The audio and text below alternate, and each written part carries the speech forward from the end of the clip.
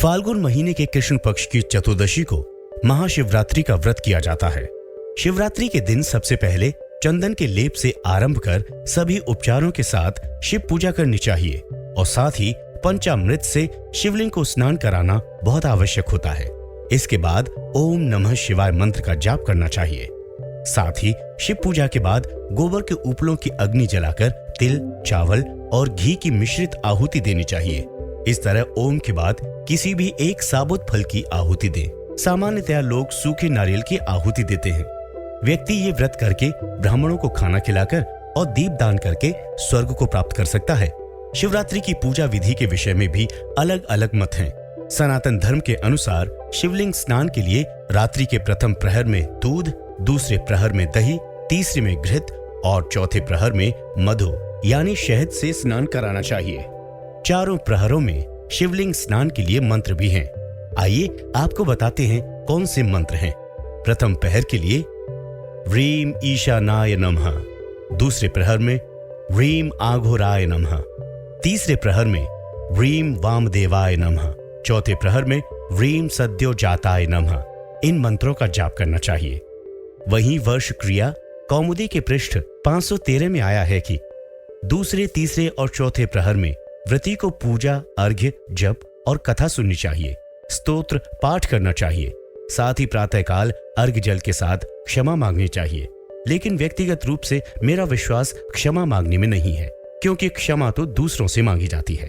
मैंने तो खुद को शिव जी को अर्पित किया हुआ है। चलिए अब आपको बताते हैं महाशिवरात्रि व्रत के पारण।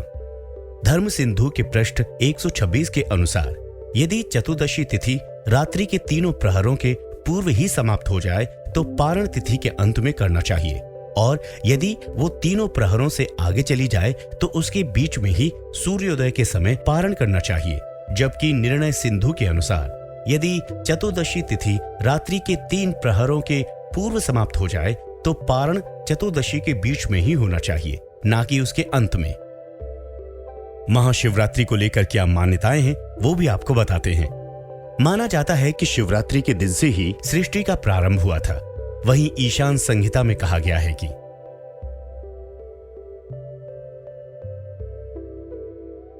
फाल्गुन कृष्ण चतुर्दशी को महान निशीत काल में आदिदेव भगवान शिव करोड़ों सूर्यों के समान प्रभाव वाले लिंग रूप में प्रकट हुए थे। कहते हैं शिवरात्रि के दिन जो व्यक्ति बिल्व पत्तियों से शिवजी की पूजा करता है और रात के समय जागकर भगवान के मंत्रों का जाप करता है, उसे भगवान शिव आनंद और मोक्ष प्रदान करते हैं।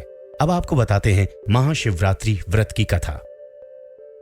पौराणिक मान्यताओं के अनुसार प्राचीन काल में चित्रभानु नाम का एक शिकारी था। जानवरों की हत्या करके वो अपने परिवार को पालता था। वो एक साहूकार का कर्जदार था, लेकिन उसका ऋण समय पर ना चुका सका। क्रोधित साहूकार ने शिकारी को शिव मठ में बंदी बना लिया। संयोग से उस दिन शिवरात्रि थी। शिकारी ध्यान मग्न होकर शिव संबंधी धार्मिक बातें सुनता रहा। चतुर्दशी को उसने शिवरात्रि व्रत की कथा भी सुनी। शाम होते ही साहूकार ने उसे अपने पास बुलाया और ऋण चुकाने के विषय में बात की। शिकारी अगले दिन सारा ऋण लौटा देने का वचन देकर बंधन से छूट गया।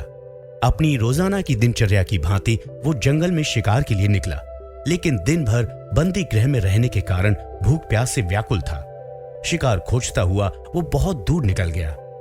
अब अंधकार हो गया तो उसने विचार किया कि रात जंगल में ही बितानी पड़ेगी। वो एक तालाब के किनारे बेल के पेड़ पर चढ़कर रात बिताने का इंतजार करने लगा। बिल्व वृक्ष के नीचे शिवलिंग था जो बिल्व पत्रों से ढका हुआ था। शिकारी को उसका पता नहीं था। पड़ाव बनाते समय उसने जो टहनियां तोड़ी वे संयोग से शिवलिंग पर गिरती चली गईं। इस प्रकार भूखे प्यासे शिकारी का व्रत भी पूरा हो गया और शिवलिंग पर बिल्व पत्र भी चढ़ गए। एक प्रहर रात्रि बीत जाने पर एक गर्भिणी हिरणी तालाब पर पानी पीने पहुंची। शिकारी ने धनुष पर तीर चढ़ाकर जो ही प्रत्यांचा खींची, हिरणी बोली, मैं गर्भिणी हूं, शीघ्र ही प्रसव करूंगी। तुम एक साथ 2 जीवों की हत्या करोगे, जो ठीक नहीं है।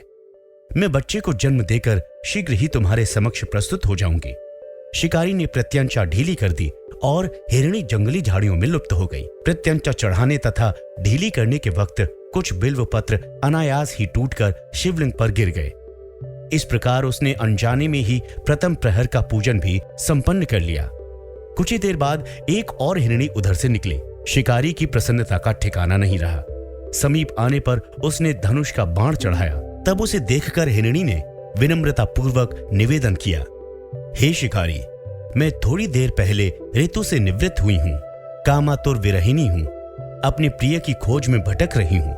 मैं अपने पति से मिलकर शीघ्र ही तुम्हारे पास आ जाऊंगी। शिकारी ने उसे भी जाने दिया। 2 बार शिकार को खोकर उसका माथा ठनका। वो चिंता में पड़ गया। रात्रि का आखिरी प्रहर बीत रहा था। इस बार भी धनुष से लगकर कुछ बेलपत्र शिवलिंग पर जा गिरे तथा दूसरे प्रहर का पूजन भी संपन्न हो गया। तभी एक अन्य हिरणी अपने बच्चों के साथ उधर से निकली। शिकारी के लिए ये एक स्वर्णिम अवसर था। उसने धनुष पर तीर चढ़ाने में देर नहीं लगाई।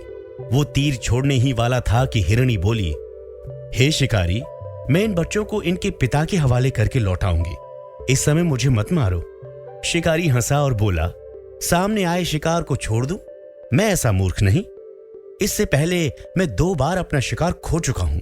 मेरे बच्चे भूख प्यास से व्यग्र हो रहे होंगे। उत्तर में हिरणी ने फिर कहा, जैसे तुम्हें अपने बच्चों की ममता सता रही है, ठीक वैसे ही मुझे भी। हे शिकारी, मेरा विश्वास करो, मैं इन्हें इनके पिता के पास छोड़कर तुरंत लौटने की प्रतिज्ञा करती हूं। हिरणी का दीन स्वर सुनकर शिकारी को उस पर दया आ गई। उसने उसको भी जाने दिया। शिकार के अभाव में तथा भूख प्यास से व्याकुल शिकारी अनजाने में ही बेल वृक्ष पर बैठा बेलपत्र तोड़ तोड़कर नीचे फेंकता जा रहा था। दिन निकलने ही वाला था तो एक हृष्ट पुष्ट मृग उसी रास्ते पर आया। शिकारी ने सोच लिया कि इसका शिकार वो अवश्य करेगा। शिकारी की तनी प्रत्यंचा देखकर मृग, हे शिकारी, यदि तुमने मुझसे पूर्व आने वाली 3 मृगियों तथा छोटे छोटे बच्चों को मार डाला है तो मुझे भी मारने में विलंब न करो, ताकि मुझे उनके वियोग में एक क्षण भी दुख न सहना पड़े। मैं उन हिरणियों का पति हूं। यदि तुमने उन्हें जीवन दान दिया है तो मुझे भी एक क्षण का जीवन देने की कृपा करो। मैं उनसे मिलकर तुम्हारे समक्ष उपस्थित हो जाऊंगा। मृग की बात सुनते ही शिकारी के सामने पूरी रात का घटना चक्र घूम गया। उसने सारी कथा मृग को सुना दी। तब मृग ने कहा, मेरी 3 पत्नियां जिस प्रकार प्रतिज्ञाबद्ध होकर गई हैं, मेरी मृत्यु के पश्चात वो अपने धर्म का पालन नहीं कर पाएंगे। अतः जैसे तुमने उन्हें विश्वास पात्र मानकर छोड़ा है, वैसे ही मुझे भी जाने दीजिए। मैं उन सब के साथ तुम्हारे सामने शीघ्र ही उपस्थित हो जाऊंगा। शिकारी ने उसे भी जाने दिया। इस प्रकार सुबह हो गई। उपवास, रात्रि जागरण तथा शिवलिंग पर बेलपत्र चढ़ने से अनजाने में ही शिवरात्रि की पूजा भी पूर्ण हो गई। पर अनजाने में ही की गई पूजन का परिणाम उसे तत्काल मिला। शिकारी का हिंसक हृदय निर्मल हो गया। उसमें भगवत शक्ति का वास हो गया। थोड़ी देर बाद वो मृग सपरिवार शिकारी के समक्ष उपस्थित हो गया ताकि वो उनका शिकार कर सके। किंतु जंगली पशुओं की ऐसी सत्यता, सात्विकता एवं सामूहिक प्रेम भावना देखकर शिकारी को बड़ी ग्लानि हुई। उसने मृग परिवार को जीवन दान दे दिया। अनजाने में भी शिवरात्रि के व्रत का पालन करने पर शिकारी को मोक्ष की प्राप्ति हुई। जब मृत्यु काल में यमदूत उसके जीव को ले जाने आए तो शिवगणों ने उन्हें वापस भेज दिया तथा शिकारी को शिवलोक ले गए। शिव जी की कृपा से ही अपने इस जन्म में राजा चित्रभानु अपने पिछले जन्म को याद रख पाए तथा महाशिवरात्रि के महत्व को जानकर उसका अगले जन्म में भी पालन कर पाए। विधि विधान में आज के लिए बस इतना ही। ये वीडियो आपको कैसा लगा जरूर बताएं कमेंट सेक्शन में। नमस्कार।